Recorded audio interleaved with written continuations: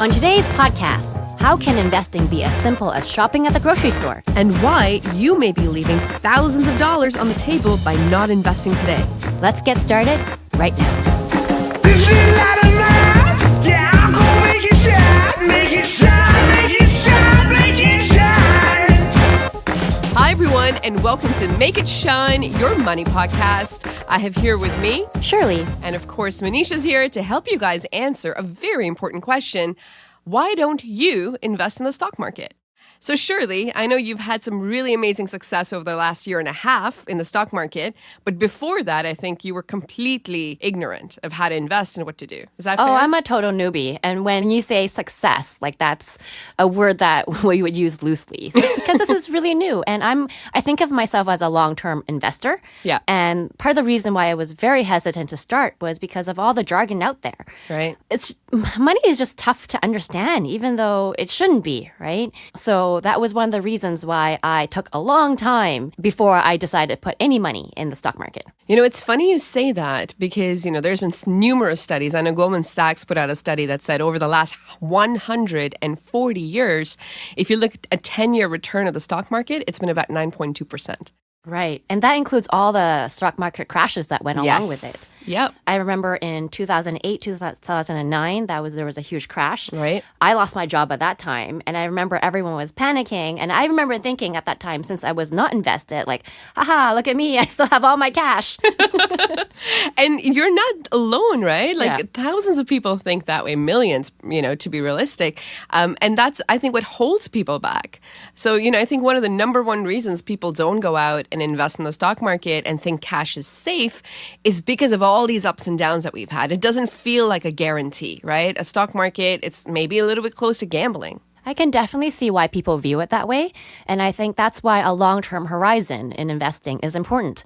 You have to be able to ride out the highs and lows of the stock market. Yeah, one of my absolute favorite quotes when it comes to investing is, it's not timing the market, but it's time in the market. I think if I remember correctly, like last year, there were 7 days that had the highest gains of the whole year.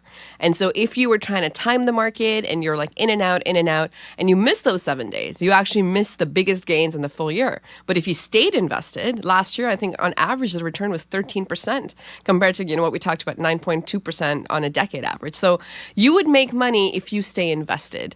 That's one thing, right? So taking that long-term horizon is so critical, so important.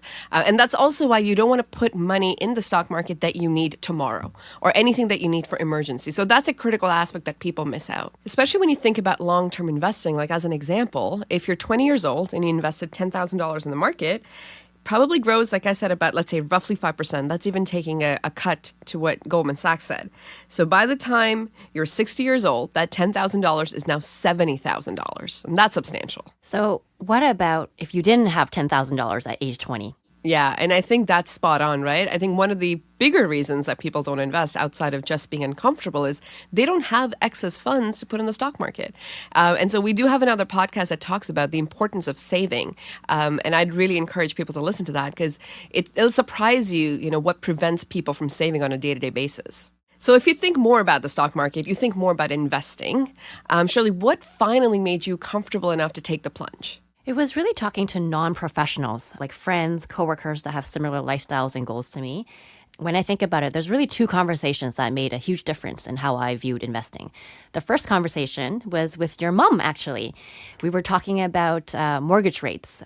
She was helping me find a home, and we were talking about what mortgage payment I could afford. Right. And I said to her at that point, I want to put down as big of a down payment as possible because I don't want to worry about interest, and I just wanted to pay it off. That's what I've learned my entire life.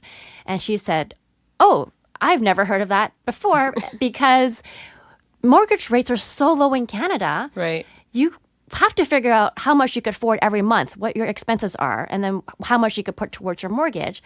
And then everything else that's excess, you invested in anywhere else you want. So it could be the stock market. And typically, the stock market rates are higher than your mortgage rates. Right. So you should definitely put in the stock market or save up for a down payment for, an investment property. And when she said that, it just finally clicked like, oh, you're right. why am I trying to put down as big of a down payment as possible? So that was one conversation that changed the way I thought about money and investing. I love it. Women helping women, right? And I think it's so important to hear from people that are like you. Like my mom is in no way a financial whiz. Yeah. But when it comes to basic practical things, I think that's why it helps to hear from somebody that has a similar worldview as you. Yeah, absolutely. And I trust your mom, right? So when I heard her say it, I'm like, that makes so much sense. And you know what? I've heard that advice before, but it just didn't click it because it wasn't from someone I trusted. Right. Or even in a language you understand. Because usually people will Exactly. talk about rates and be like, oh, mortgage at this rate, prime plus this and that, and all the jargon that gets thrown in. It makes it intimidating, right? Yeah. And I find it keeps especially women out. It keeps both women and men out, but it seems to disproportionately impact women.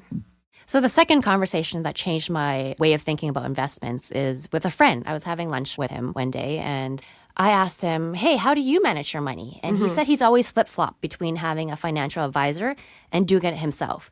And I'm like, why do you flip-flop? Like, what's the pros and cons? And he said, with a financial advisor, he sees what his friend, the financial advisor was also his friend. He sees what his friend is able to do. And he's like, well, I can duplicate that because all his friend does is invest in ETFs, mutual funds.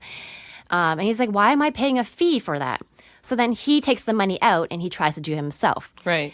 And he says it's okay for a while, but then he starts to get itchy hands. And what he means by that is he starts to pick individual stocks. Right. He's not disciplined anymore. No, he's not disciplined anymore. So he starts to watch this stock Like as a if hawk. he's stalking it.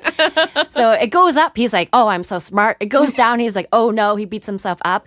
And eventually he can't take it anymore. And he sells at a loss or he sells before the stock goes up high. Right. So he's no longer disciplined. He's now a trader. He's not an Right. investor. Right. And then he gives his money back all to the financial advisor to manage for him. That's so funny. And I think that's such a relatable experience for anybody is because the stock market, when you buy a stock, you get an emotional attachment to it. Yes. And a lot of people have that where they're like, oh, but this is the first stock I bought. Or even recently, like my husband invested in Nokia and he's like, oh, it was the first phone I ever had. And that's like an emotional attachment.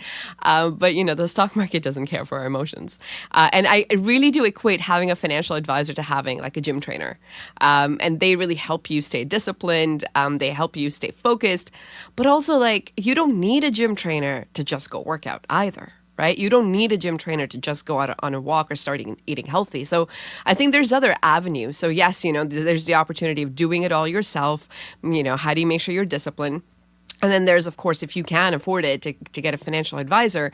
But it's really interesting he talked about it because really, if you think about the stock market, there's at least 3 different products that you can buy. So, like he said, you could buy mutual funds, you could buy ETFs, or you could really invest in individual stocks. So we've talked a lot about why you should invest in the stock market, but how can we invest in the stock market? So Shirley, what are ways that you've invested in the market? There's a couple of things that you can do. Definitely look into ETFs, mutual funds.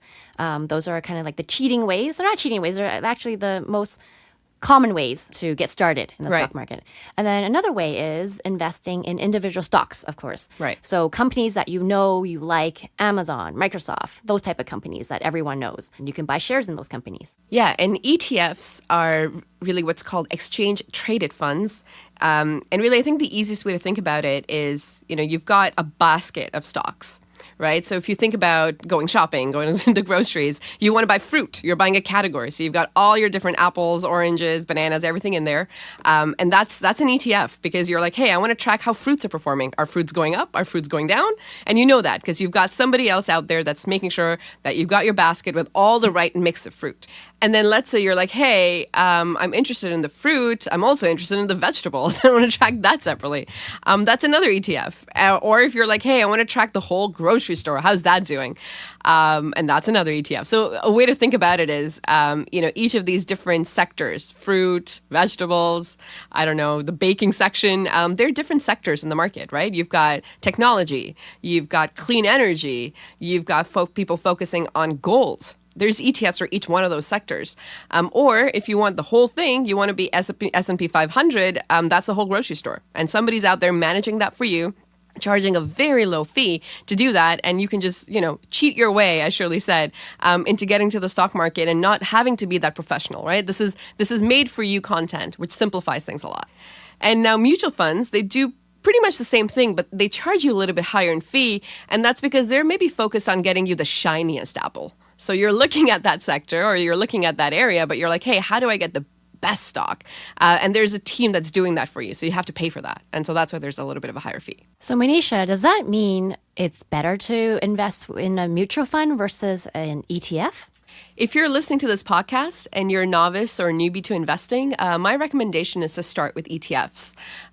This is a way that you can cheaply get into investing. And 2 ETFs I can recommend. I mean, as an example, VTI, which is a Vanguard ETF, mimics the total stock market. So that is the whole grocery store. So if you want to invest in the full grocery store, and as Goldman Sachs already said that, over the last 140 years, every 10 years, we've seen at least a 9.2% growth. So that mimics that. If you want to be a little bit more niche, you can invest in VFV. That is a Vanguard ETF that invests in the S&P 500. So another way to think about it is probably the best sellers of the grocery store. That's what it's focused on.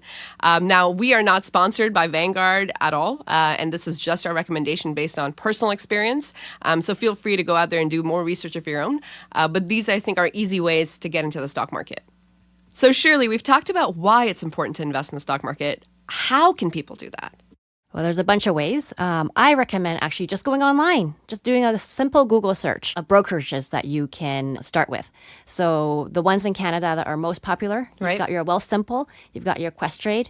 Those are known as, you just download an app. Mm-hmm. And I don't think there's no minimum amount of money that you need to load into the app to start trading. Right. The user interfaces are so simple. They break it down, and you can start buying ETFs right away. Yeah. So just look up the ticker symbol of the ETF that you're looking for. So you were saying VTI. Right. I'm sure both Questrade and Wealthsimple have VTI, and of course. You can start right away. Yeah. And in addition to that, if you bank with any of the banks, right, they always have what Shirley said is a brokerage, which is kind of an investing arm. So if you go online, you'll see it there. They'll actually recommend it to you. And if you don't see it, feel free to call that 1-800 number, right? All the banks in Canada want you to invest. It's actually one of the ways that, it's, like I said, a win-win. So go online, like Shirley said, search for either Wealthsimple, Questrade as an example, or just contact your local bank. But it's important to get started and get yourself educated. You might have to do a little bit of paperwork if you've never done this before, just to set your account up. Don't let that hold you back, right? Like, don't let that be a barrier to, what could help set a good financial foundation for you. So even though there are these simple apps out there to help you get set up and invest for the first time, there are still some hurdles when you are filling out the paperwork. And a good example would be, I remember being asked about, do you want to put your money in an RRSP versus a TFSA? Or do you want a personal account? And I'm like, oh no, what does that mean? Now, again, if all of this feels like too much, right, then what you need is somebody at the bank to handhold you. And there's nothing wrong with that. And that's where the advice shifts a little bit. And instead of getting an ETF, maybe the right thing for you is to get a mutual fund. And what that means is you'll pay a little bit of fees, but then someone can help set all of this up for you. So that's something that also you can look at. You can book an appointment with a financial advisor in any bank. You don't have to bank with them, but you book an appointment, you go in, and they will guide you step by step, and they will explain in all detail how this translates for you. Okay, we've discussed a lot of ideas. To summarize, these are 3 takeaways. Number 1, investing is for the long term. It allows you to ride out the highs and lows if you're invested over a longer period. And number 2, start small, get comfortable, and keep learning. Do your research, talk to professionals, and people you trust when it comes to money. And number 3, if you're a brand new investor, start with ETFs or mutual funds as a good way to wet your feet. We've actually attached a list of ETFs that cover various sectors with brief descriptions in our podcast details. We've also attached a handy guide that you can use to understand the differences between a mutual fund and an ETF. So after talking about this for the last couple of minutes, I think the key point is just do it. Yeah, I think you have to step away from any kind of fear about, hey, I'm going to lose everything I own. Like, you have to step away from that. And one other thing you can do is you don't need to invest all your money at the same time. Yep. Why don't you start small? Start with what you're comfortable with. Yep. And see how it goes. Even if it's just $25, you can actually invest $25 in an ETF. And for a mutual fund, you need a minimum of $500. But that's how small it needs to be. Get out there, set it up, and just do it and make it shine. Let us know if you have any questions about money, and we can even invite some experts to join us at the next podcast. Your feedback is very important in making sure that we're creating the right content. So please rate, review, and subscribe. This little light of mine, yeah, I'm gonna make it shine, make it shine, make it shine, make it shine. Any views or opinions represented in this podcast are personal and belong solely to the podcast creators and do not represent those of people, institutions, or organizations that the owner may or may not be associated with in professional or personal capacity unless explicitly stated.